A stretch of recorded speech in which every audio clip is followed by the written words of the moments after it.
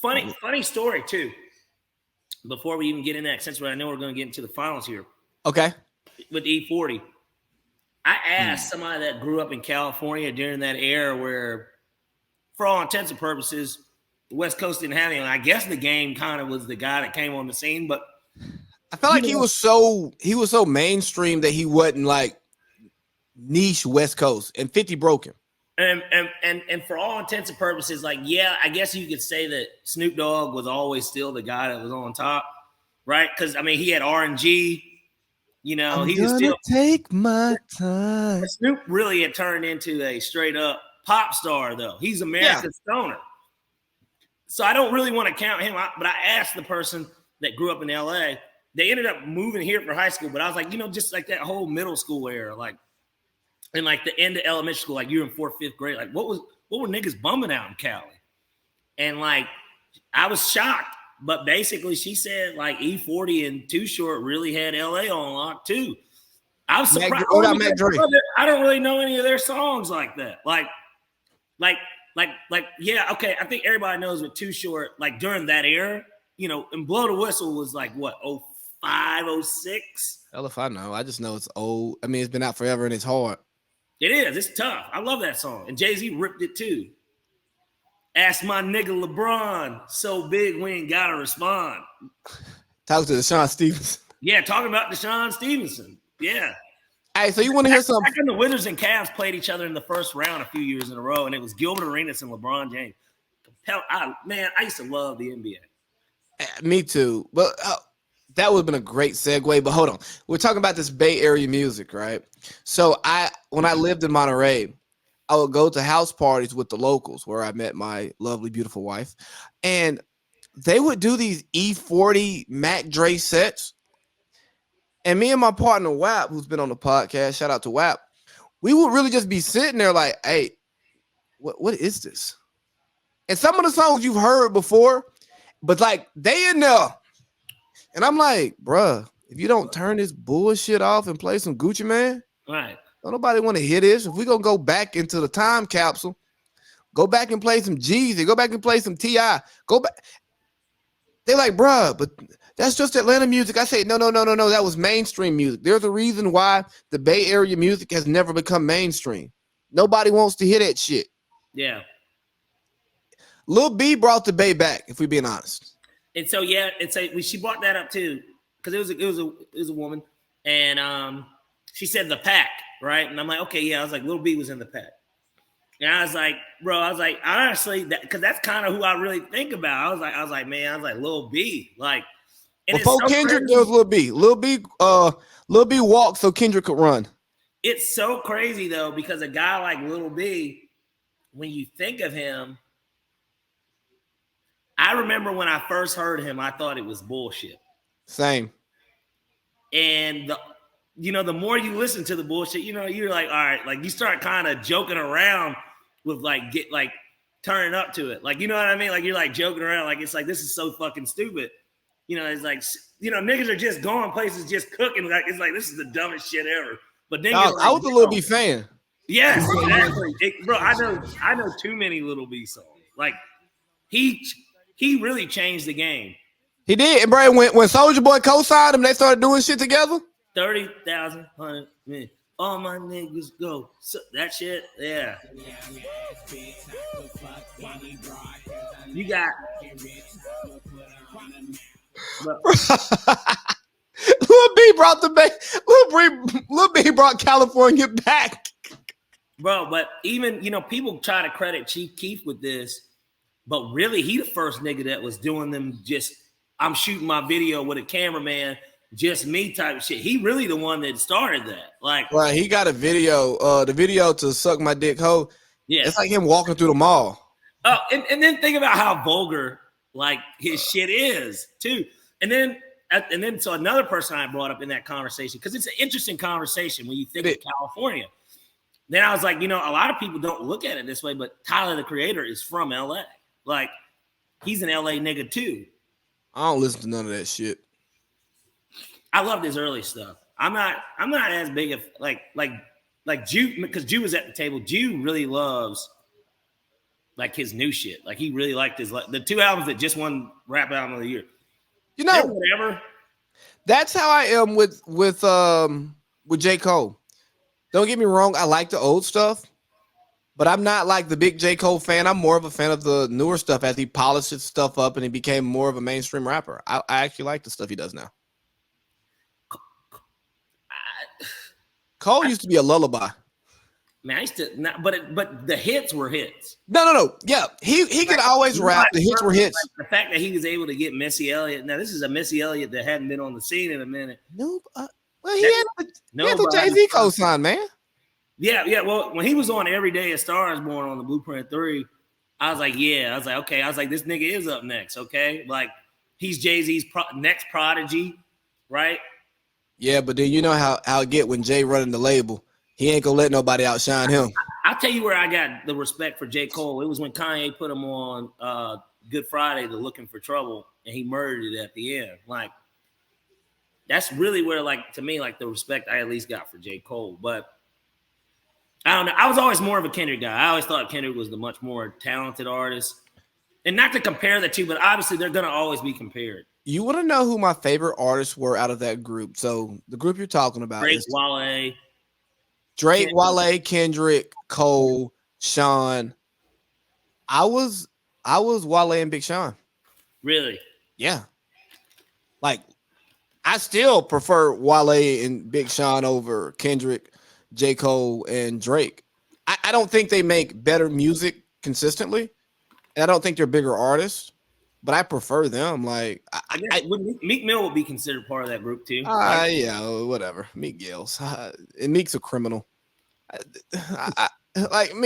Meek. Yes, Meek is in that group, but Meek is also on that street shit. And what I liked about them, none of them were really on that street shit. Like even when Kendrick talks about it, nothing about Kendrick says like he's a street dude. We left out a person too. Wiz Khalifa was a part of that group.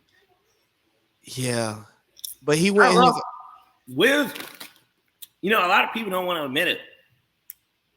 Maybe aside Lil Wayne, and I guess Gucci, but Gucci to me is a product of quantity. He has so many fucking tapes.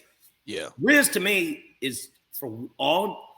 If we're not going to bring up the idea of Wayne, like he really. You want to say that Wiz is like the best mixtape? Wiz, man. Wiz's mixtape collection is insane. Oh God, yeah. Like, it's insane. You made me so. I'm glad you brought him up because they're all platinum mixtapes. Basically, they're plats. Like there's a straight platinum. Because Wiz went into his own little niche, and then when I listened to his $1 Million Worth of Game podcast, and he talked about all the different stuff he has money in, it makes sense why music isn't a priority for him because he loses money making music. That's something people don't realize. Once these artists start investing their money and running these different businesses, and they're getting to do what they really want to do. Right, like you lose money making music because making good music takes so much time, and then you can't focus on your other stuff. That's why Cardi B hasn't dropped the second album. T-Pain had just came out the other day and said he made more money playing video games on Twitch than he did in music over the last 4 years. Now, granted, he ain't really dropped nothing, but booty going up and down. I ain't got no problem spending all of my money. and then two, what's crazy? I feel like that all these guys, it's like the labels suck all the good music out of them, literally, because as soon as they typically get out of from under those deals, and either they get more control, that way they get artists of their own, like. Their music takes a dip. But you know what else? The only person who, like I said, and I mean, I hate to do this, but Kanye is like one of the few people whose music, it seemed like. You know why, though? It got better. Like, you know why? Why? Because Kanye doesn't need the label for access, because Kanye came in as a producer. For one, Kanye can make beats with the best of them. So he can make his own beats, but also people still want Ye beats. They still want to hear Ye's voice. So the label can't shut people off from Ye. Whereas if you're signed to Universal and then you piss them off and you want to leave and go to Atlantic, they're just going to make a call across the street and be like, hey, nah, you can sign him, but you know what to do. Right. Don't clear this. Don't spend this on that. this producer, have him send over the mid-grade beats that he don't want. So you can't play industry politics with Ye. Whereas if Moneybagg Yo pisses off his label, which is CMG, but whoever CMG's parent label is, he can't just hop ship and go elsewhere. Why you think Wale's where he's at right now? Because Wale pissed off label execs and he made stuff hard for himself. There's a lot of guys like that. I mean, look at Lupe. To me, I love Food and Liquor and The Cool. I think his first two albums are great. And for what it's worth, in a weird kind of way, Lupe was kind of the first Kendrick, a little. Okay, go further. Can you? I haven't listened to enough Lupe to have an opinion on him. Okay, so his first I like Daydream. Most people, when they think of him, they will think of like the singles, like, Kick Push. Yeah, Kick Push is great. I love Kick Push. I think NBA Live, that was like one of the songs on NBA Live as soon as you turned on, I think, it was on NBA Live. It was. I think it's not the one with Jesus. Who was on the front of that? It was NBA Live. It might have been the one with Mello on the front. I don't remember. Little fat ass. But Lupe is another guy, just in that sense that the push got taken away from him because of like politics. Like it was just straight politics on his career. And like it's odd how a guy like that could just fall off after he did have commercial success. He got a cosign from Kanye, Jay-Z. Like he was getting cosigns from the best in the industry. And he can rap. Yeah. But all of that stuff matters. Look at Chance. Chance had one mainstream product that worked. Mainstream. Color and Put, you're saying. And then there's been nothing else since that we've cared about. He dropped that bullshit album. I didn't listen to it. The studio album, the one where it's like a clear disc. I know which one you're talking about. I never got to it. Exactly. I kept trying to listen to it. I just couldn't. Well, and then you can't even say, like, what was the radio song, even if you didn't like the radio song, like, what's the radio song? You don't even know the radio. Like, there wasn't a radio song. Like, I don't know if he's somebody that's getting blackballed because of his, like, religious views. I don't, like. He also married and having family and stuff. Sometimes people be so into, like, their home life and they're making enough money that what it takes to stay relevant in rap isn't important. Because now just think about our active great rappers. How many of them have a traditional stable home life? How many of them motherfuckers are actually happy? You start thinking about the music. When Jay-Z and Beyonce started having kids, boy, that music slowed down. Yeah. When Kanye and Kim were really in the heart of having kids, music slowed down, his features slowed down, and now that he gave us Donda 2, he gave us the gospel album, all in the span of 4 years, when his marriage was on the rocks. Yeah. When things started getting bad, well, as soon as he aligned himself with President Trump. Yeah, so that's really kind of when stuff started going south, even in his marriage, too. Like, it was kind of all around the same time. He shows up to Trump Towers, I think, in New York. It was like him and Steve Harvey, like, linked up with that nigga. And then, of course, then he had the time where he wore the MAGA hat and Jim Brown was there. Nobody tries to get on fucking Jim Brown about being there that day. Whoa. You can't disrespect Jim Brown because he was at the summit. I know. I'm saying, though, but I'm saying it's the same nigga, though. Jim Brown was out there with Muhammad Ali and Kareem Abdul-Jabbar. Exactly.